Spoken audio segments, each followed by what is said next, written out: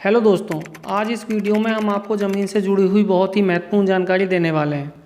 दोस्तों, जब कभी किसी खातेदार की मृत्यु हो जाती है तो खातेदार के नाम, मृतक के नाम जो ज़मीन है, भूमि है, उसको उसके वारिसों के नाम कैसे कराया जाए, मतलब दोस्तों वरासत कैसे कराई जाए, इस संबंध में हम आपको बहुत ही महत्वपूर्ण जानकारी देने वाले हैं। दोस्तों, हम आपको इस वीडियो में बताएंगे कि किसी खातेदार की मृत्यु के पश्चात मृतक के कौन कौन और किस किस क्रम में वारिस हो सकते हैं, मतलब ज़मीन में किसका किसका नाम आ सकता है। दोस्तों, ज़मीन अपने नाम कराने के लिए कहाँ और कैसे आवेदन करना है, क्या क्या डॉक्यूमेंट लगेंगे, अविवादित और विवादित वरासत कैसे की जाएगी और इस प्रक्रिया में कितना समय लगेगा, पुत्री के नाम कब ज़मीन जाती है, किस कंडीशन में विवाहित पुत्री का नाम कटवा सकते हैं। तो दोस्तों, वरासत से संबंधित पूरी जानकारी आपको इस वीडियो में मिलने वाली है, जो आपके बहुत ही काम आने वाली है। तो वीडियो को पूरा देखें, और अगर आपने अभी तक हमारे चैनल को सब्सक्राइब नहीं किया है तो चैनल को भी सब्सक्राइब ज़रूर कर लें। तो दोस्तों, सबसे पहले आपको बताते हैं कि किसी खातेदार की मृत्यु के बाद वरासत की प्रक्रिया किस धारा और नियम के अंतर्गत होती है। दोस्तों, भूमि संबंधी समस्त कार्यवाहियों के लिए उत्तर प्रदेश में उत्तर प्रदेश राज्य संहिता 2006 लागू है, जो वर्ष 2016 में लागू की गई थी। उत्तर प्रदेश राज्य संहिता 2006 की धारा 33 के अंतर्गत उत्तराधिकार आदेश पारित होता है, और उत्तर प्रदेश राज्य संहिता की धारा 108, 109 और 110 में उत्तराधिकार के क्रम दिए गए हैं। तो दोस्तों, सबसे पहले हम आपको बताते हैं धारा 108 के बारे में, जिसमें पुरुष भूमिधर की मृत्यु के पश्चात पुरुष भूमिधर आसामी या पट्टेदार के उत्तराधिकार का सामान्य क्रम दिया गया है। मतलब दोस्तों, किसी पुरुष की मृत्यु के पश्चात उसके कौन कौन वारिस हो सकते हैं, उसके संबंध में धारा 108 में दिया गया है। तो इसी के संबंध में हम सबसे पहले आपको बताते हैं। उत्तर प्रदेश राजस्व संहिता 2006 की धारा 108 पुरुष भूमिधर आसामी या सरकारी पट्टेदार के उत्तराधिकार का सामान्य क्रम। किसी पुरुष भूमिधर आसामी या सरकारी पट्टेदार की मृत्यु हो जाने पर उसकी जोत में हित का न्यायमन निम्नानुसार उत्तराधिकार के क्रम के अनुसार होगा। दोस्तों, जब किसी पुरुष भूमिधर की मृत्यु हो जाती है तो उसकी जो भूमि है, उसके पास जो प्रॉपर्टी है, उसके पास जो ज़मीन है, उसके उत्तराधिकार निम्नानुसार चयनित किए जाएंगे। सबसे पहले दोस्तों का जो है, सबसे पहले नाम जो आएगा विधवा का, जो मृतक है उसकी विधवा, और विधवा के साथ साथ अगर कोई पुत्री अविवाहित है, जिसकी मृत्यु हुई है उसकी कोई पुत्री अविवाहित है, तो उसके साथ साथ अविवाहित पुत्री, और पुत्र पौत्रादिक क्रम में पुंजातीय वंशज। मतलब दोस्तों, किसी आदमी की मृत्यु के पश्चात सबसे पहले नाम जो आएगा विधवा का आएगा, विधवा के साथ अगर कोई अविवाहित पुत्री है वो आएगी, और उसके साथ साथ पुत्र हैं वो आएंगे, और उसके साथ साथ अगर किसी पुत्र की पहले मृत्यु हो गई है तो उसके जो पुत्र रहेंगे, उसकी जो पत्नी रहेगी, उसका जो परिवार रहेगा, उनका नाम ज़मीन में आएगा। अब दोस्तों, इनमें से जो भी रहेंगे उनका नाम इस वाले क्रम में सबसे पहले आएगा। अगर सिंगल पत्नी है तो सिंगल विधवा आ जाएगी, विधवा नहीं है तो अविवाहित पुत्री और पुत्र आ जाएंगे। अविवाहित पुत्री नहीं है, मतलब दोस्तों सभी पुत्रियों की शादी हो गई है, तो केवल पुत्र आ जाएंगे, और पुत्र नहीं है, पुत्री भी नहीं है, विधवा भी नहीं है, तो उसके बाद अगला क्रम जो आता है दोस्तों, वो आता है मृतक के माता और पिता। काम है दोस्तों, उसका परिवार हो गया, उसका वंश हो गया। अगर उसमें से कोई नहीं है तो अगला नंबर खा आता है, खा में माता और पिता, मृतक के माता और पिता। उसके पश्चात ये भी नहीं है तो उसके पास गा आता है, विवाहित पुत्री का क्रम। जी हाँ दोस्तों, अब आएगा विवाहित पुत्री, विधवा भी नहीं है मृतक की, अविवाहित पुत्री भी नहीं है और कोई पुत्र भी नहीं है, तो उसके बाद जो नंबर आएगा ज़मीन जाने का वो विवाहित पुत्री का आएगा। विवाहित पुत्री को यहाँ पे आके ज़मीन मिलेगी। विवाहित पुत्री को ज़मीन तभी मिलेगी जब उसकी ना तो माँ जीवित है, ना ही कोई भाई जीवित है, तब विवाहित पुत्री को ज़मीन मिलेगी। अगर यहाँ तक भी कोई क्रम में नहीं है तो उसके पश्चात दोस्तों आता है घा, भाई और अविवाहित बहन, जो क्रम से उसी मृत पिता के पुत्र और पुत्री हों, मतलब सगा भाई और सगी अविवाहित बहन का यहाँ पे क्रम आएगा। अगर मृतक की कोई विवाहित पुत्री भी नहीं है तो भाई और अविवाहित बहन आएगी।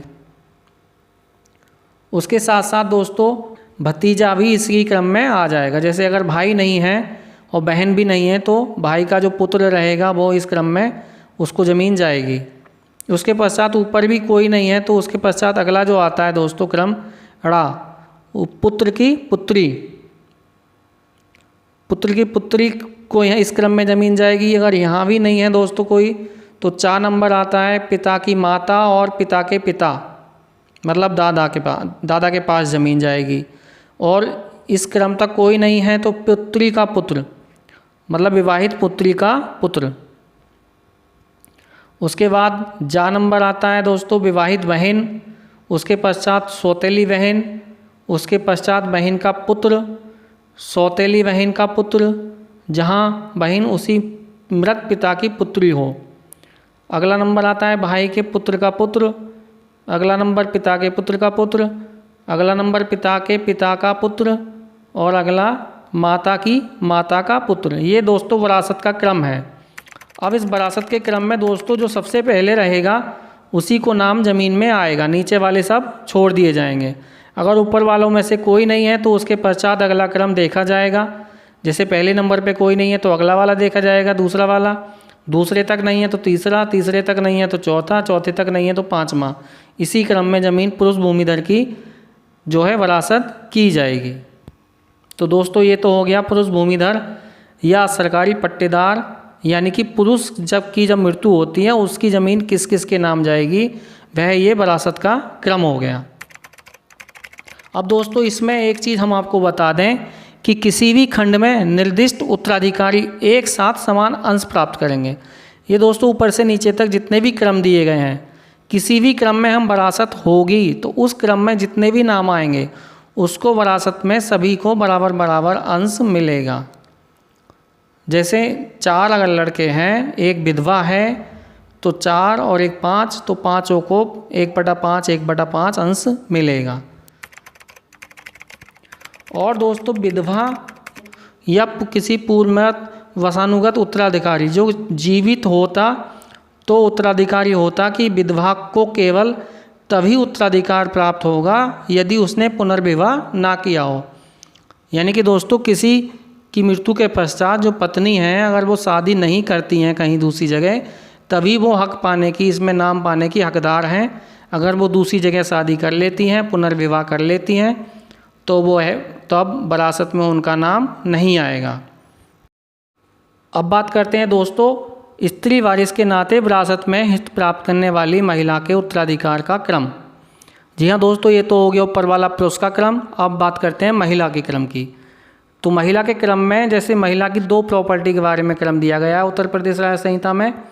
जैसे एक प्रॉपर्टी वह है जो उत्तराधिकार में प्राप्त करती है, मतलब अपने पति से जिसको उत्तराधिकार में जो भूमि मिलती है, जो पैतृक संपत्ति मिलती है, उसका विरासत का क्रम अलग दिया गया है जो उत्तर प्रदेश राज्य संहिता की धारा 109 में दिया गया है। और यदि किसी स्त्री के पास बेनामे की भूमि है जो उसने स्वयं अर्जित की है, जिसके नाम से है बेनामा हुआ है, तो उसकी मृत्यु के पश्चात उसका जो विरासत का क्रम रहेगा दोस्तों वो कुछ अलग रहेगा जो उत्तर प्रदेश राज्य संहिता की धारा 110 में दिया गया है। तो सबसे पहले बात करते हैं दोस्तों उत्तर प्रदेश राज्य संहिता की धारा 109 के बारे में। स्त्री वारिस के नाते विरासत में हित प्राप्त करने वाली महिला का उत्तराधिकार क्रम। इसमें दोस्तों एक सबसे महत्वपूर्ण बात दी गई है। जैसे सबसे पहले कि इसमें क्या दिया गया दोस्तों, जहां इस संहिता के प्रारंभ होने के पूर्व या पश्चात कोई स्त्री का हित विरासत में प्राप्त करे, मतलब विरासत में कोई स्त्री जमीन प्राप्त करे, जैसे कोई लड़की अपने पिता से प्राप्त करे, चाहे कोई महिला अपने पति से प्राप्त करे विरासत में, और वह विवाह कर ले, जैसे लड़की को विरासत हुआ और लड़की का विवाह हो गया उसके पश्चात, या पुनर्विवाह कर ले, जैसे दोस्तों विधवा है और वो कहीं दूसरी उसको ज़मीन प्रॉपर्टी उसके नाम पति के नाम में से उसके नाम आ गई और इस स्थिति में वो पुनर्विवाह कर लेती है, तो जोत में उसका हित धारा 107 और 112 के उपबंधों के अधीन यथास्थिति अंतिम पुरुष भूमिधर या आसामी या सरकारी पट्टेदार के निकटतम जीवित वारिस को न्यागन होगा।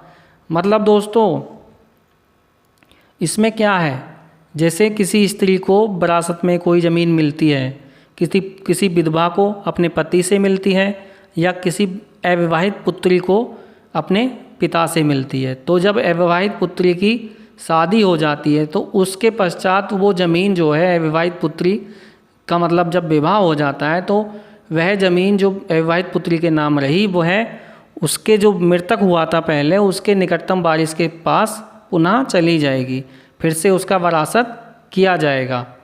और दोस्तों यदि मृतक की विधवा पुनर्विवाह कर ले तो वह भी ज़मीन फिर से पुनः वरासत करके जो मृतक के मूल वारिस रहे उनके नाम चली जाएगी, मतलब लड़कों के नाम चली जाएगी। बहन की भूमि जो है वो बाद में भाई के नाम चली जाएगी। तो दोस्तों ये क्रम हो गया धारा 109 का, स्त्री वारिस के नाते विरासत में हित प्राप्त करने वाली महिला का उत्तराधिकार। मतलब महिला का उत्तराधिकार विरासत में जो प्राप्त हुआ है वो तभी तक है जब तक वह पुनः शादी नहीं करती है, या लड़की है तो उसकी जब तक शादी नहीं होती है। जब लड़की की शादी हो जाएगी तो उसका हक ज़मीन में स्वयं समाप्त हो जाएगा, वह भूमि पुनः उसके पूर्व वारिस के नाम चली जाएगी। तो दोस्तों अब बात करते हैं उत्तर प्रदेश राज्य संहिता की धारा 110 के बारे में, जिसमें स्त्री वारिस से भिन्न स्त्री भूधारक का उत्तराधिकार क्रम दिया गया है। मतलब यहाँ जो वारिस से ज़मीन प्राप्त नहीं की है, विरासत में ज़मीन प्राप्त नहीं की है, बेनामे वाली जो ज़मीन है उसके उत्तराधिकार का क्रम दिया गया है। मतलब महिला की मृत्यु के पश्चात वह ज़मीन किस किस को जाएगी, कौन कौन उसका हकदार होगा, कौन कौन उसका वारिस होगा, उसका क्रम दिया गया है। सबसे पहले जो दिया गया है दोस्तों, का पुत्र, अविवाहित पुत्री, पुत्र का पुत्र, पूर्व मृत पुत्र की विधवा और पूर्व मृत पुत्र के पुत्र प्रति शाखा के अनुसार समान अंशों में अंश प्राप्त करेंगे।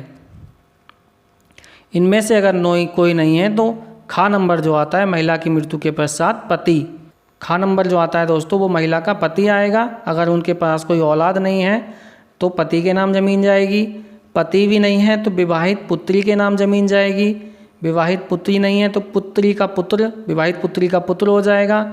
उसके पश्चात यहाँ तक कोई नहीं है तो पिता, पिता भी नहीं है तो विधवा माता, उसके पश्चात ये भी नहीं है तो भाई जो उसी मृत पिता का पुत्र हो, मतलब सगा भाई, फिर अविवाहित बहन, उसके पश्चात विवाहित बहन और उसके बाद बहन का पुत्र। ये दोस्तों स्त्री की मृत्यु के पश्चात उसकी विरासत का, उसके उत्तराधिकार का क्रम है जो उत्तर प्रदेश राज्य संहिता की धारा 110 में दिया गया है। तो इस तरीके से स्त्री की मृत्यु के पश्चात उसकी विरासत की जाएगी। दोस्तों ये तो हो गया उत्तराधिकार का क्रम। अगर आप इनमें से किसी क्रम में आते हैं तो आप मृतक के ज़मीन अपने नाम कैसे कराएं उसके बारे में हम आपको बताते हैं। तो दोस्तों सबसे पहले आप जब कभी किसी खातेदार की मृत्यु हो, आपके परिवार में किसी की मृत्यु हो और उसके नाम कोई ज़मीन है, तो सबसे पहले आप जो मृतक हुआ है उसका मृत्यु प्रमाण पत्र बनवा लें और साथ साथ मृतक के परिवार रजिस्टर की नकल भी निकलवा लें। ये दोनों प्रति दोस्तों विकास खंड से निकलती हैं जो ग्राम पंचायत अधिकारी द्वारा बनाई जाती हैं। तो ये आप सबसे पहले ये दो डॉक्यूमेंट बनवा लीजिए। उसके पश्चात दोस्तों आप मृतक के नाम से जो ज़मीन है जिस किसी भी गांव में है उस ज़मीन की खतौनी निकलवा लें और साथ साथ जो भी वारिस हैं उनके आधार कार्ड की फ़ोटोकॉपी ले लें। ये चारों डॉक्यूमेंट लेते हुए आप या तो स्वयं ऑनलाइन आवेदन की प्रक्रिया शुरू हो गई है विरासत हेतु, या तो आप स्वयं ऑनलाइन आवेदन कर दें।